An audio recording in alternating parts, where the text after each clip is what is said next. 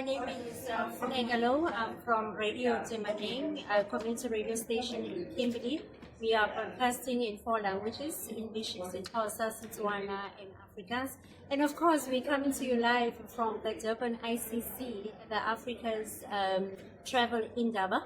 This is our very first time, actually, as a community radio station, being part of such a huge international event. And I think for us, it's really giving us a strategic position to better position ourselves as community radio stations, because we know community radio stations are always known as being just community radio stations. But now this platform really gave us a broader, footprint and kind of like market ourselves more, and also engaging with different stakeholders and executives. So yeah, it's been wonderful first year, hoping that next year we'll come back again. Should the need arise, we'll definitely come here and explore. Thank you.